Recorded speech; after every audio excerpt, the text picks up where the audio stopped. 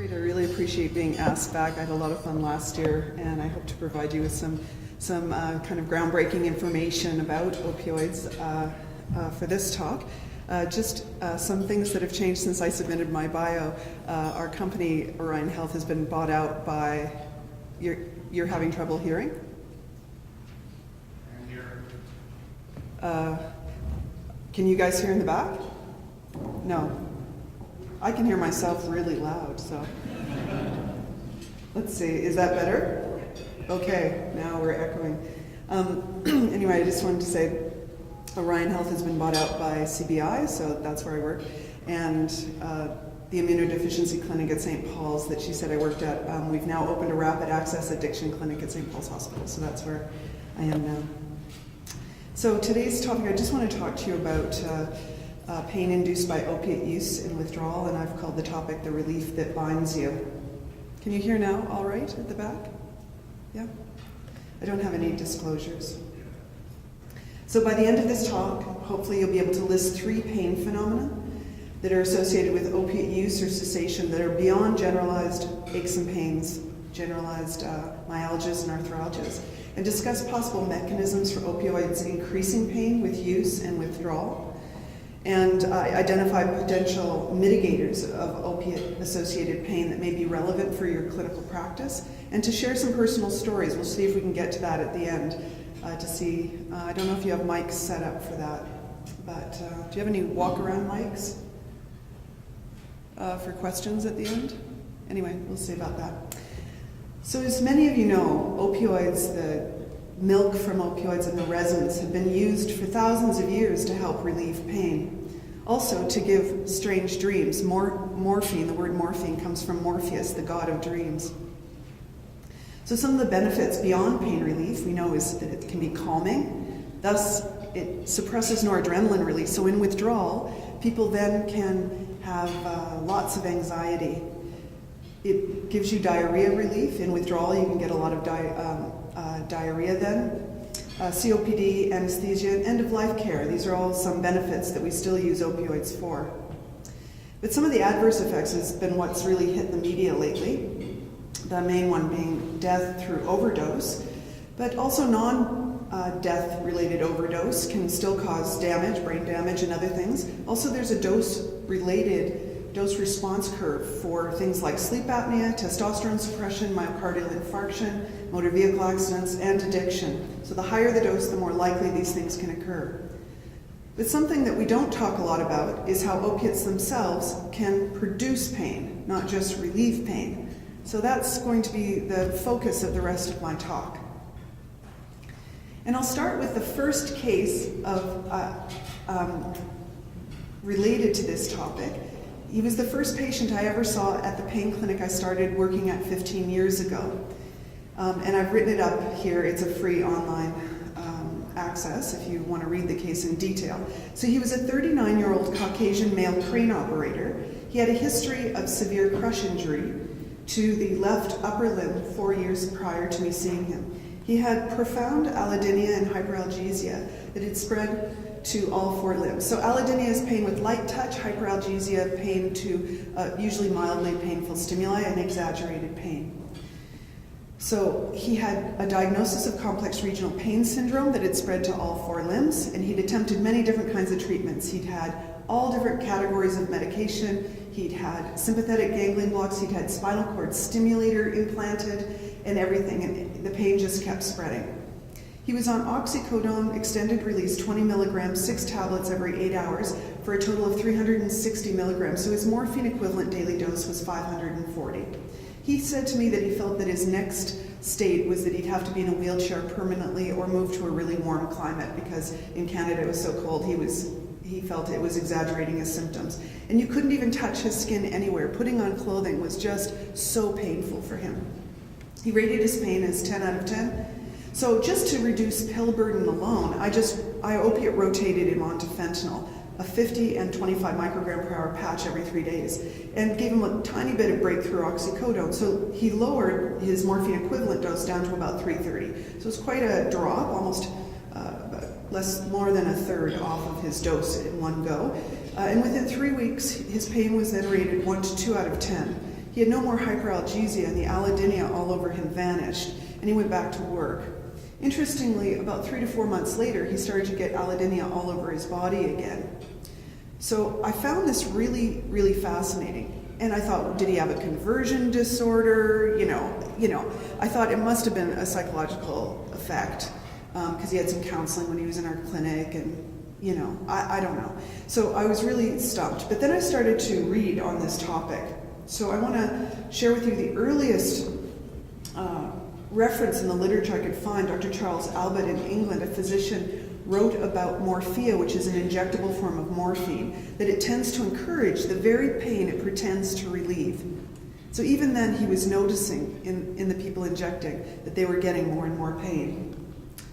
And so my first introduction to this, and I'm going to kind of walk you through a historic view of this topic, is a published article by Dr. Mao, who's out of the Mass General, Harvard Medical School, on opiate-induced abnormal pain sensitivity and the implications for opiate therapy. There was a later article that he gave a really good diagram that I'm going to show you. So the point is that opiate treatment causes cellular changes. And if you look at the circle on the left, the ovoid on the left, pharmacological tolerance is classic tolerance that we think of. So when you get an opioid, the receptor can get resistant to the opioid. And in fentanyl, they even turn their back to the opioid. They can involute the receptors. So the receptor itself becomes more insensitive. So that's classic pharmacological tolerance. And then people would usually push the dose up, just to try to overcome that.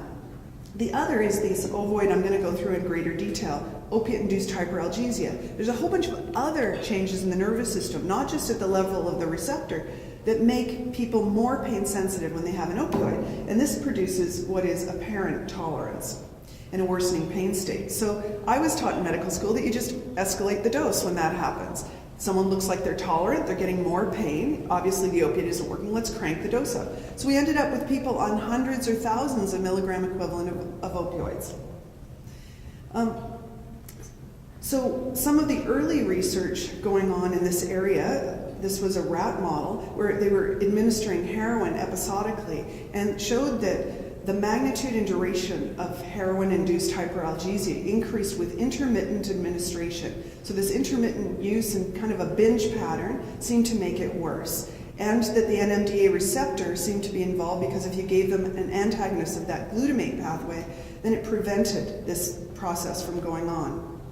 So Peggy Compton, she's a really spectacular nurse with a PhD who researches opiate-induced hyperalgesia. She looked at people who'd been converted over to methadone or buprenorphine for addiction reasons to see if they then weren't hyperalgesic once they weren't in this binge pattern of heroin use. But she found that both methadone and buprenorphine maintained patients were still hyperalgesic on a cold pressor test. And that test is where you shove a patient's arm into a vat of ice water, and then they see when they first feel pain and then when they have to withdraw their arm. So it's your pain threshold and your pain tolerance. So they still had it. What we didn't know is if they were more hyperalgesic when they'd been on the heroin first and they're better now, even though they're still somewhat, or if they're worse on methadone and Suboxone, or if they would ever resolve over time. A small study, just 6 patients, looking at how long does it take to develop hyperalgesia. They did a cold pressor test prior to initiation of morphine with back pain patients, and then 1 month later, they looked at their cold pressor test and also gave them remifentanil, which is a really strong opioid that we use in operation, to see if they were tolerant or not to that. And all the patients became hyperalgesic as well as tolerant in just 1 month of morphine treatment. So what we know now is that, all these guidelines that we have on chronic non-cancer pain that say just try to only prescribe in acute pain settings for short periods, and if you prescribe for a longer time than usually 2 weeks or more, that really increases the risk of someone getting opioid dependent or developing an opiate use disorder. And one of the drivers of that may be this phenomenon, that because they start to get hyperalgesic, they get more and more pain, so they think they need more and more medicine. And then there was a study by Dr. Hay and colleagues looking at, okay, maybe it's just addicted patients that do that, people with opiate use disorder, but maybe not in chronic pain patients. So he did a study where he divided patients into a control group, those who were maintained on methadone for addiction, and then those who had chronic pain and were on methadone for pain, and those who were on morphine for pain. And what he found is the chronic non-cancer pain and opiate use disorder groups were both hyperalgesic in cold pressor tests. So what mattered was that you were on an opiate, not if you had the diagnosis of addiction or the diagnosis of pain. So that was an important thing to sort out. And then Dr. Hooton, who's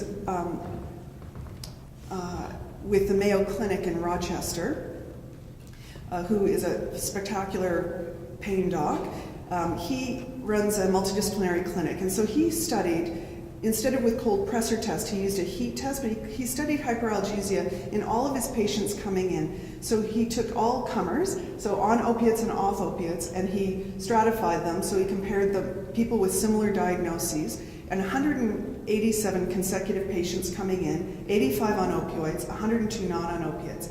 And the patients who were taking opioids had lower heat pain tolerance, so they had more hyperalgesia. And later he found that's dose dependent. The higher your opiate dose, the more hyperalgesic you got.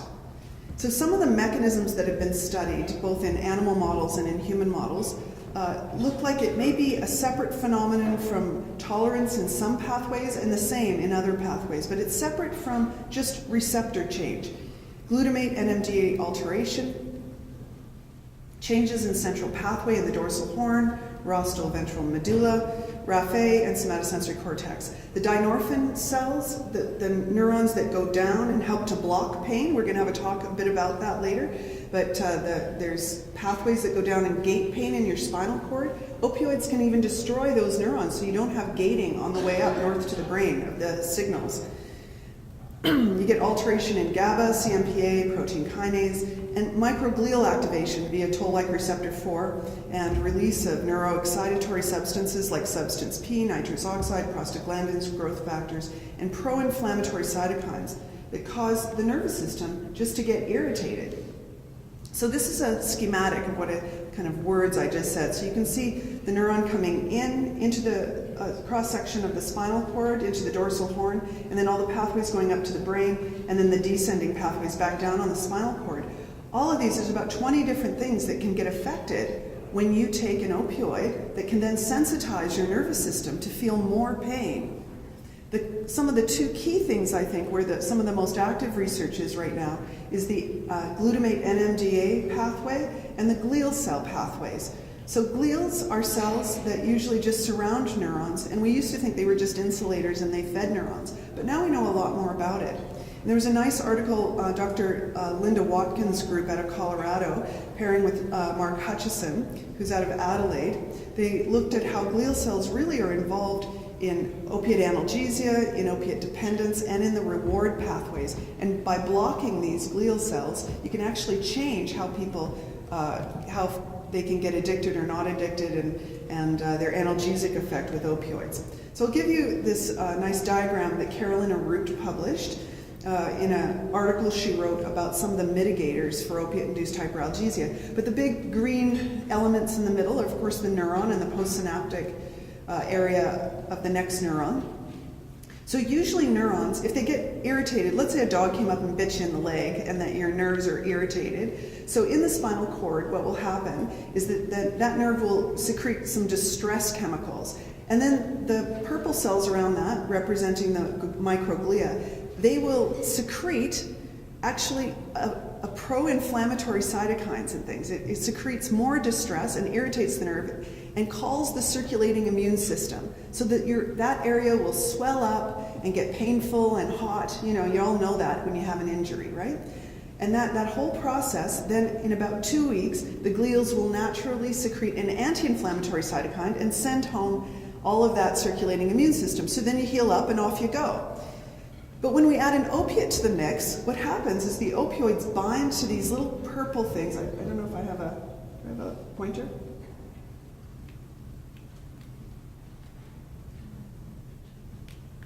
No, I don't know how to use it. Okay, you can see, let's see, on the purple glial cells, you see the bright purple little dots where there's little white dots binding to them. So that represents the toll-like receptor 4. Those little white blobs represent the opiate molecule, and when they bind to the toll-like receptor 4, what they cause is more excitatory, pro-inflammatory cytokines and chemokines to get released. So it gets released onto the neuron. So basically, taking an opioid will cause your glials to irritate your nerves more. And then if you continue to take the opioid, it can't shut down and send home the circulating immune system as well. So those neurons stay irritated. Does that make sense? It's exactly opposite. And in animal models, if you can ligate or put a ligature around the sciatic nerve, let's say, in a rat, and then kind of injure the nerve a little bit, and then if you give an opioid, you'll stimulate neuropathic pain to then be continued on and on. And if you give a toll-like receptor 4 blocker or an opiate blocker, you can stop that neuropathic pain in these animal models, and they're starting to do work in human models, which I'll show you. So this is the opposite of what we're trying to do when we give an opioid, which is to help neuropathic pain and to help people's pain come down. So there's both pathological and protective roles of glials in chronic pain, and by taking opioids, we can ramp up that pathological effect of the glial cell response. So how do we mitigate this? It looks like opiate rotation, opiate lowering, or opiate elimination are the things that can help with opiate-induced hyperalgesia, just like that first case I showed you. I both opiate rotated him and opiate lowered him. And maybe, since his pain came back, what he really needed was opiate elimination. And I talked to him about that, but he wasn't keen. And he wasn't my patient anymore, so I couldn't leverage him. NMDA antagonists like ketamine have been shown to help mitigate this phenomenon. Non-steroidal anti-inflammatories, ketorolac, ibuprofen, and COX-2s have been shown to help inhibit this. Gabapentinoids like gabapentin and pregabalin. Alpha-adrenergic blockers like clonidine, beta blockers. Cannabinoids, endocannabinoids have been studied, not exogenous cannabinoids, not like smoking weed, but melatonin, lidocaine, ondansetron, and microglial toll-like receptor antagonists. So it turns out that naloxone and naltrexone are a racemic mixture, and one enantiomer, so it's two mirror image molecules, one of them binds to the mu opiate receptor, so it can reverse an opiate overdose, let's say, and the other one binds to the toll-like receptor 4 on the glial cell, and it can reverse some of this opiate-induced hyperalgesia. So we may be able to separate those molecules and just give one, just the one that blocks the hyperalgesia in future. So this is like new medicine development that may work years from now. Neurosteroids like progesterone seem to be involved in this phenomenon, but none of these medicines have been authorized yet for use for this phenomenon because the research is all fairly new. Significant pain reduction in chronic pain patients after detoxification. So we know from a lot of the studies looking at people who go through detoxification through pain clinics that often, in about 90%, 95% of patients, they will have less pain eventually after they get detoxified. And part of that is because you're reversing the opiate-induced hyperalgesia. Gabapentin improves cold pressor pain response in methadone-maintained patients. Again, Peggy Compton, she thought, if all these patients are still hyperalgesic on methadone, let's give them gabapentin since it's been shown in animal models to help, see if it helps in humans. And indeed, it can lower that cold pressor response of pain sensitivity. Also, giving the enantiomer of naloxone that can block the toll-like receptor 4 seemed to reverse some of the neuropathic pain models in rats. Even without an opioid, if the rat develops chronic neuropathic pain from a nerve injury, you can reverse some of that with this enantiomer of naloxone. So why is it that if it's so good to come off the opiate, why is it that it hurts to come off the opioid? So the first documentation I could find is Thomas de Quincey in Confessions of an Opium Eater. He wrote about internal rheumatism, this pain and aching when you stop your opioid. There's also the emotional pain of withdrawal. Since opioids stimulate dopamine release, when you come off your opioid, you drop your dopamine. You have a sense of depression, grief, loss, and lethargy, and amotivation. So you're not feeling like doing much. Also, all that noradrenaline rebounds. You get this anxiety, insomnia, worry, perseveration, agitation, aggression, activation of traumatic memories, and a sense of flight. So we call this withdrawal phenomenon, opiate that can actually start to produce more pain and withdrawal, opiate withdrawal-induced hyperalgesia. And it's an unmasking of the opiate-induced hyperalgesia because you're no longer taking an opiate that's giving you pain relief. You take that away, all you have is this pain hypersensitivity underneath that gets unmasked. So you're left with all this pain. So a lot of our patients, they'll stop their opiate and say, see doc, I need my opiate still because I have even more pain everywhere. And that's because they're unmasking their hyperalgesia. The other thing is then in withdrawal they get all that catecholamine release, all that noradrenaline release. And we know now that just noradrenaline on its own will activate pain, activates pain pathways, your stress response, and give you a lot more pain. Unless it's a really emergent situation, then you don't feel any pain at all. But in general reactivation, like in withdrawal, it just aggravates the pain. Also, noradrenaline and catecholamines can actually cause neuroinflammation and swelling. So all that stress response. So like there's studies in rats where, again, it's not a very nice study, but you take rats that are genetically prone to rheumatoid arthritis and chuck them into a vat of cold water and they swim to shore. All their little joints will swell. Because of the stress, they have neurons that go into their joints that will release catecholamines and cause swelling. So you take them to shore and then you do a sympathectomy, so you on one side. So you just cut the nerves that go to the sympathetic nervous system, not their motor, so they can still swim. Chuck them back in the water, have them swim to shore, and then just one side will swell. The sympathectomized side won't swell. So it shows the role of catecholamines now that we're learning in neuroinflammation and swelling. So when people, that's why in pain clinics we try to teach deep relaxation, mindfulness meditation, really calm that nervous system down. Not just for opiate-induced hyperalgesia, but for all the pain response. It's not just, we think they're crazy. And then we now know that that response of getting more pain in withdrawal, more hyperalgesic in withdrawal, can happen after just one dose of remifentanil during surgery.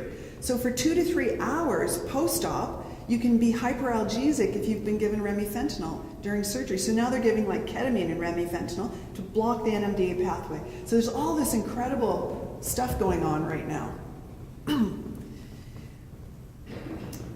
So when you first detox patients, you can get this added sensitivity to pain. Dr. Younger did this study because he'd seen people come off opioids and eventually feel great. So he thought he was going to prove that you take them off opioids, they're no longer hyperalgesic. But what he did is he took people off opioids and they were more hyperalgesic, even more than they were before they went off the opioid, just for a while. And so people started to research this area. And Dr. Hooten did this study, again, out of the Mayo Clinic. So he took his patients and as they came in on opioids, and he found that the higher the opiate dose, the more hyperalgesic, the more pain sensitive they were. And you'd think people on really high dose opiates, they wouldn't, they'd be the toughest for pain, but they were the wussiest for pain. They were the most pain sensitive. And then when he withdrew them, the higher the opiate dose to start with, the even more pain sensitive they got when they first withdrew, until that settled. And this study looked at people who were heroin dependent and see how long were they hyperalgesic. And it could take up to 5 months for that hyperalgesia to settle after stopping heroin. And a similar study was done with chronic back pain patients, and again, 5 months to settle. So when a patient goes off their opiate for 1 or 2 weeks, we really don't know what their baseline pain is going to be. So some of the withdrawal mediators, you can see they look a lot like the hyperalgesia in withdrawal mediators look just like the opiate-induced hyperalgesia mediators that we talked about. And so now I just want to share with you my own research. I identified a phenomenon we've named withdrawal-associated injury site pain. I was noticing in the people who were using heroin that I was withdrawing, as well as some of the chronic pain patients I was withdrawing, because I work in a drug and alcohol treatment center and a chronic pain center. I was noticing in both these populations that if we brought them down really quickly or stopped abruptly, that they could get pain that came back to their injury sites. So their chronic pain sites would hurt more. But strangely, I noticed that even their healed injury sites that they had when they were kids could hurt during opiate withdrawal. Have any of you ever seen that? Where an old pain site could hurt during withdrawal? Just one of you. Okay, start looking for it, because it's a phenomenon that we've seen now. So I'll give you some examples. So that we got published in Pain, fortunately, which is fun, and I paid for it to be open access. So anybody who wants to read the full article, I paid $3,000, so please utilize that. It's my own money. I didn't have a grant, so please click on it and have a read. Makes my life worthwhile. So document, and the objective of the study was to document and characterize that clinical observation that pain can return temporarily to an old, healed, and previously pain-free injury site during opiate withdrawal, and then vanish later. So that's why I got the acronym WISP, because it comes on and vanishes. Okay. So I did a mixed method exploratory case series, developed a new survey, 5 screening questions, 35 descriptive online questions, and they could either take it online as a survey or I could interview them if they lived in Vancouver, which it turns out most of them did. And participants were recruited via posters and bookmarks, pain and addiction treatment programs, and inner city research offices from November 2013 to June of 2015. They had to be over 18, read and write English at a grade 8 level, and not be impaired. UBC had approved it, and we did a quantitative analysis after. So this was the poster I used for recruitment. So you can see I am actively recruiting people who've had this phenomenon, because I thought it would be fairly rare, so I needed to have somebody who'd had it. And they could either be taking pills or injecting, they could have it for pain or for addiction reasons. So these were the 5 screening questions. If they had yes to all 5, they went on to the descriptive survey. Have you ever used an opiate daily for 3 months or more? I wanted to make sure they were tolerant. Have you had a significant painful injury that was healed and pain-free at least 3 months before you started an opiate? So I wanted to make sure that their injury was pain-free when they began an opiate for a different reason, either due to addiction or a different injury site. And during that pain-free time, were you off all other medications? So I didn't want anybody who was masking their pain. Have you ever been 2 weeks or more off an opiate since you started daily use? So I wanted to make sure people could have seen this phenomenon. And have you had a temporary return of pain at your old healed injury site when stopping opioids? So that was a very select criteria. And the results, I had 58 people complete the screening, 31 by interview. Most were recruited from an inner city research office, and all were from British Columbia. 47 screened positive for this phenomenon, and 72% went on to complete the full survey, 21 of whom I interviewed personally for 45 minutes or so. And you can see they were mainly around the age of 45, mainly white, and First Nations. We don't have as high a black population in Vancouver as you have in many of your cities here. And 68% had at least a grade 12 education. So it was a fairly educated, articulate crowd who filled this out. And the original injuries, 62% had had fractures, 35 soft tissue injuries, and other for about 3%. And these were the themes I did. We did an analysis of their answers, but also in their narrative I did theme extraction, and these were the themes we were looking for. The bodily experience, because I wanted to describe, this was a descriptive series, I wanted to describe what it was like for the patients. The emotional aspect of WISP, WISP's effect on their opiate use behavior, and the mitigators of WISP, and theories about the origin of WISP. So what we found was that the intensity on average, the mean intensity was 8 out of 10. So people scored this pain that came back during withdrawal at their healed old injury site as being severe. 8 to 10 out of 10 is a severe pain. The intensity of the original injury, when they thought back to the original injury, was 10 out of 10. So these were really severe breaks, severe injuries that they'd had originally that the pain can come back at. 35% said that the WISP, this returning phenomenon, was even more painful than their original injury. So there's some kind of signature in the nervous system that gets reactivated during opiate withdrawal that can make their pain site worse.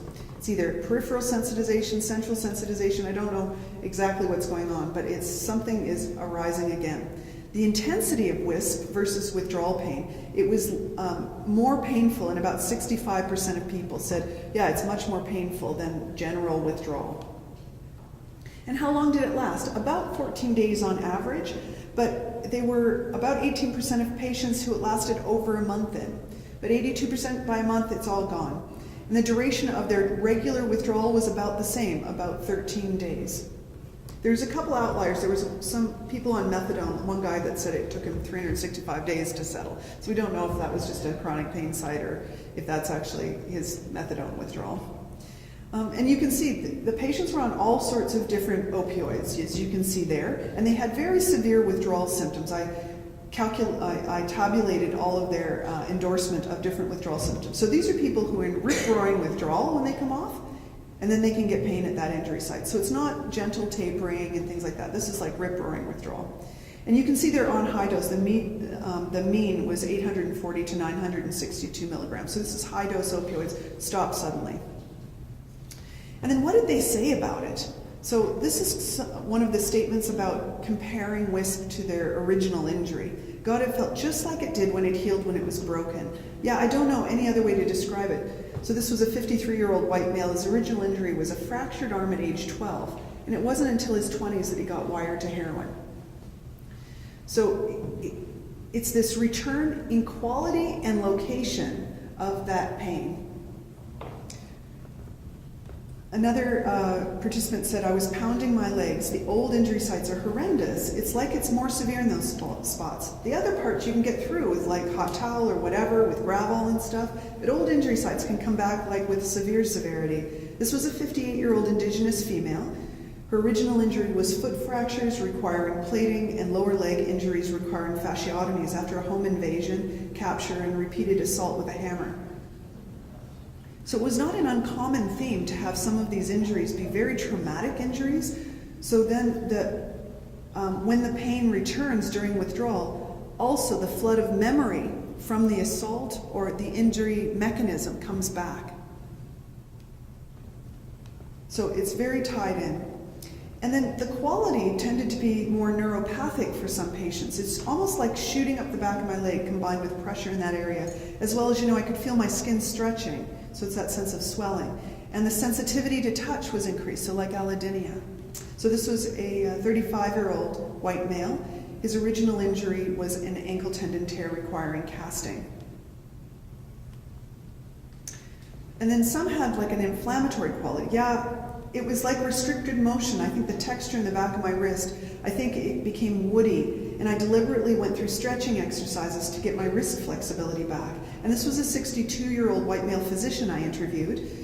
His original injury was soft tissue inflammation and infection in the dorsum of his left hand and wrist from injecting fentanyl. So he's in recovery, and he agreed to be one of my participants. And then there was the emotional aspect of this withdrawal pain. There's not just physical pain. I was run over by a semi, so I suffered some physical injuries. He had 16 breaks each leg. He was walking across the street, got hit and sucked under a semi-trailer. But also there's anxiety from it too. It's like PTSD from that big time. So when he had been a heroin user years prior, had gotten sober, was working in construction, he was great, walking sober, jaywalked across the street, got hit by a semi, sucked under the semi, mushed his legs, just fractures 16 each side. He recovered from that within about 9 months, was off all medication, and was doing great. But then heroin called his name. So he was pain-free, but he relapsed due to heroin use. But every time he tried to withdraw then, he got pain that felt like he was getting crushed again by the semi. He said it was like hot molten lava being poured over his legs, and he'd have to crawl on his hands and knees to the bathroom for about 3 to 4 weeks until that settled. He said it was like raw nerves. So this just gives you more of an appreciation of what our patients go through during opiate withdrawal. And how did it affect their opiate use? It was harder to stop their use, and 78% made them want to use an opiate again for 85%. And in 44%, they had multiple relapses to opiate use because this particular type of pain, coming back at an old healed injury site, was their barrier. So what were their theories? Some thought it was all part of withdrawal. Some people thought they had a chronic pain condition at that site that had it healed, and yet they knew it would go away when withdrawal was over, so they were confused. Some thought it must be psychological since the pain goes away. It must be some kind of phantom pain. And some just said, I don't know, it's a mystery. So these were kind of the responses I expected them to say. But then there were some who really went in depth that I thought were quite clever, which kind of aligned with some of the mechanisms we know. I think WISP occurs because of my lack of my own body's producing a painkiller. That it's just sensitive due to the injury, and when I'm in withdrawal, my body's way too sensitive, and there's pain there that's not being handled. Then my body kicks in its own morphine to cover it up because it helps, the tolerance and the damage that's done there. And then there was an addiction theory one of the patients came up with. He was in recovery, he was an engineer. So he's quite clever. He said, I thought, okay, it's such a strong pull to do the drugs that my brain figured out that because I started taking opiates when I sprained my ankle, it's going to start kicking out pain out of the ankle to get more opiates because my brain was subconsciously craving it. The primal part of my brain, it still wants to communicate, and it communicates at a basic level, right? So it's going to be pain, pleasure, pain, pleasure. I honestly do believe it's a form of communication between the primal part of your brain and your prefrontal cortex. It's quite, as an addiction doc, I was quite impressed by it. And then some people thought the opiate had actually induced that pain, which again was insightful. In hindsight, I never correlated my oxy use to actually producing pain. But then in my experience, that's pretty much what's happened. My addiction has promoted pain. And this was a patient that I'm going to show you her case in just a sec. So what did they recall as mitigators? So 56% of participants could recall taking one or more opiate medication or substance that helped relieve pain. And you can see, non-steroidal anti-inflammatories, gabapentinoids, calming techniques, all of these things, and rotating over to buprenorphine, all of these things are what we do to treat opiate withdrawal. So the patients could knowingly have been doing this. So we found that in summary that WISP was a severe pain phenomenon. It was more intense than the original injury usually, but in some was even more intense. It was typically more intense than their generalized withdrawal. It lasted 2 weeks or more. It was aversive, and it prompted relapse in some patients, and they had interesting theories about it. How is this occurring? I could only theorize there was some central or peripheral sensitization, that it was from their high-dose opiate use that had changed their nervous system. There are multiple withdrawal episodes. Most of these patients have gone in and out of withdrawal many times. That abrupt cessation can really bring this out with noradrenaline release, neuroinflammatory, and perhaps neuroimmune changes. And the limitations of the study, you can see on the screen there, mainly it wasn't designed to calculate prevalence. So we've gone on to do a prevalence study, and I'll show you the slide in a sec. But I just wanted to show you this case. One of the cases from that I followed up with. So she was a 34-year-old white woman recruited from a community health center. We did this in-depth interview in 2014, and then I followed her up in 2017. And so between the ages of 13 and 15, she had several twisting injuries in her knee that had resolved in a few days. She was playing field hockey. At age 30, she began recreationally snorting oxycodone, and she developed an opiate use disorder. And on detoxification, she had a return of her right knee pain. She scored that 8 out of 10. And it lasted for about 6 weeks, her generalized withdrawal about 4 weeks. So this could last beyond her withdrawal symptoms. She had another knee, obviously, and so you could see what her general withdrawal pain felt like in that knee, and it was only 0 to 2 out of 10. Some withdrawal episodes that didn't even hurt. With each subsequent relapse to opiate use, her right knee pain started to escalate as the opiate dose went up, and even worsen when she would withdraw. So her pain became 10 out of 10, both with use and withdrawal. She had over 200 detoxification attempts. 3 times she made it through the full 6 weeks and was completely pain-free for months afterwards each time, until she would relapse due to her desire to take oxycodone. The WISP produced aversion and a worsening mood. There was a question whether she was developing a bipolar disorder. She reported the mitigators being NSAIDs and gabapentin, and the methadone helped to detoxify her, because she did low dose, like 35 milligrams with a 5 milligram taper every day, just to detox, and that helped her get off. So they wondered if when she kept relapsing, they put her on methadone maintenance. She went up to as high as 200 milligrams of methadone a day. And though her withdrawal went away, her pain in her knee stayed. So it's like that hyperalgesia activated that injury site. And she then got tapered down and opiate rotated over to Suboxone, buprenorphine, naloxone. And this treated both her opiate use disorder and her WISP. So her knee pain went away completely. So this was the first case linking opiate-induced hyperalgesia and withdrawal-associated injury site pain, demonstrating that opiates may induce clinically significant pain upon use and withdrawal. And maybe a clinical correlate was maybe a clinical correlate of opiate-induced hyperalgesia. So the next study that we did, that we haven't published it, so I'm not going to go into the details of it, but we looked at over 600 injection opioid users in Vancouver who are daily opiate users, and found that about 45% of them had an old healed injury that's usually pain-free, and of those about 40% had this phenomena happen. And with many of them, it was one of the factors driving their continued opiate use. So it may be one of the factors that's driving part of the opiate epidemic now. So opiates are a double-edged sword. You get pain relief, but you also get pain from opiate-induced hyperalgesia, withdrawal-induced hyperalgesia, withdrawal-associated injury site pain, generalized myalgias and arthralgias of withdrawal. And the primary mechanisms may be neuroinflammation and neuroimmune changes, microglia activation, NMDAR, glutamate pathway activation, and some of the possible mitigators that have yet to be fully studied, but some of the human and animal evidence points to all the things you see on the screen, including the things I did with that original patient, which was opiate rotation and lowering, and what we do in pain clinics all the time, which is detoxification, and in drug and alcohol treatment centers, detoxification. We always think if someone has an addiction, though, just detox alone is not usually recommended now if you have pain and addiction. We do recommend either opiate maintenance therapy or using naltrexone afterwards. And that may balance out the microglials, too. Potential future medications that research is being done on, that things that may help. So one of my ideas would be if you gave somebody buprenorphine and the enantiomer of naloxone, that would make you go into withdrawal if you injected it. So that's like what Suboxone is. But then you give naltrexone, the positive enantiomer, so that it blocks the microglial. So you might be able to develop an opioid then that you don't build tolerance to, and that you don't have all this opiate-induced hyperalgesia. But things like that would be for future discovery.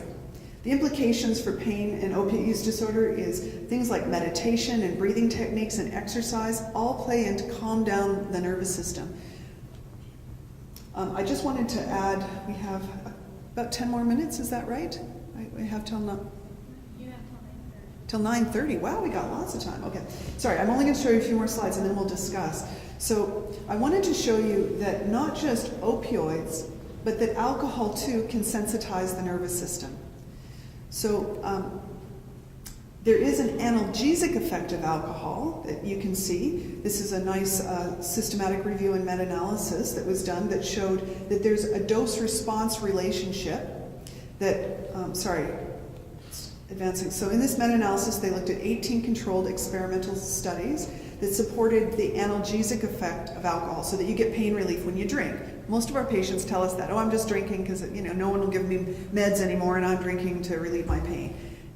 And they're right. It does provide relief initially. So alcohol results in a small increase in your pain threshold. If you actually measure with a cold pressure test or heat, people's pain threshold go up a little bit. But the perception that they can withstand their pain goes up a lot. So it's mainly a brain thing, as you know, when people get loaded, and it's dose response. So the higher your blood alcohol content, it's associated with greater analgesia. So you can imagine a half a glass of wine with dinner has a different response than if you drink a 26er of vodka. You're going to get more analgesia if you drink a lot. So because of that contributes to people becoming alcohol dependent when they have a pain condition, because their lived experience is that they feel better when they drink. Unfortunately, once you do that for even in animal models, even 5 days in a row, and in humans, it develops fairly quickly, you start to get some of these hyperalgesic changes that I showed you with opioids. Some of those changes happen with alcohol as well. And so people end up more pain sensitive in the long run. They get hyperalgesic with regular daily drinking or binge drinking. So this Dr. Elgi worked with Dr. Koob and another colleague to develop this model that you can see on the left upper ovoid, that alcohol intoxication gives you a reward. You get dopamine release, you get rewarded for drinking alcohol, and it provides you some analgesia. So that then, pain relief also gives you dopamine, it gives you a reward. So you get this double whammy with the alcohol drinking. You get relief and you get dopamine from relief, and you get dopamine from drinking the alcohol. So initially you get analgesia, so you can see that flame is being pushed down at that negative.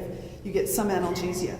But in very short order, what happens if you keep this up on a regular basis is that your nervous system will then get hyperalgesic, and the alcohol dependence and withdrawal states come in. So you start to get, when you start to feel bummed when you're not drinking, you feel anxious and moody and irritable. All that means that your nervous system is then getting more irritated, and you're starting to set up that hyperalgesic. So when you get alcohol dependence and withdrawal states set up, you get more hyperalgesic, and that actually elevates your chronic pain. So again, what the patient's lived experience is, I drink, I feel better, but what they don't know is they're actually driving their pain condition.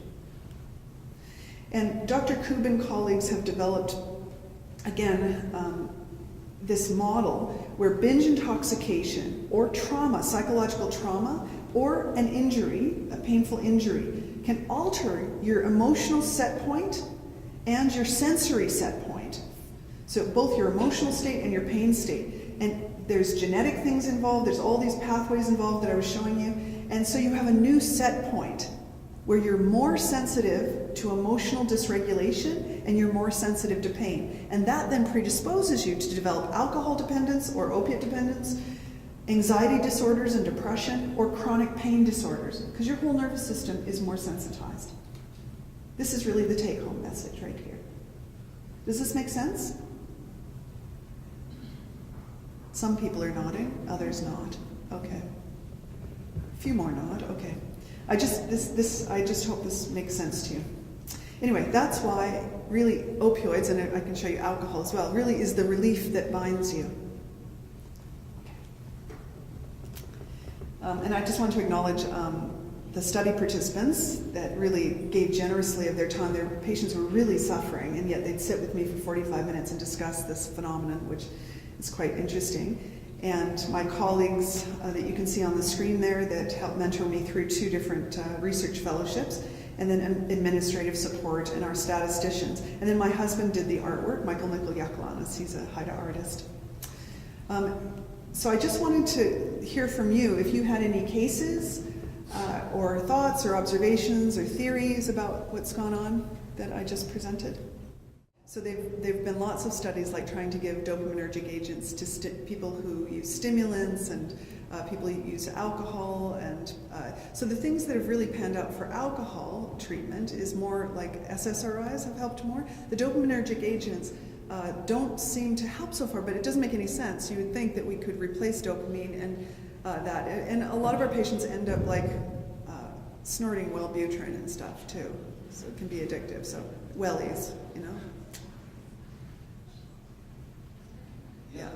And for pain, there's not so much evidence for dopaminergic SNRIs and SSRIs, but not DNRIs, dopamine noradrenaline reuptake inhibitors, like Wellbutrin hasn't really been shown to help with pain so much. Giving methylphenidate or amphetamine would have a higher increase in more than Wellbutrin. Yes, sure.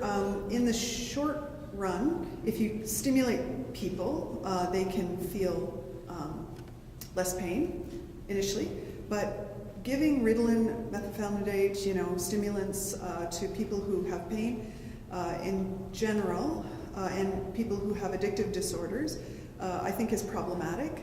And you add to the stress of their nervous system. What we want to do is calm their nervous system generally. So when you add chronic stress, so that's why I want to pull back coffee and cigarettes and just trying to calm their nervous system is the best approach. But acutely, yes, you can alter people's pain perception.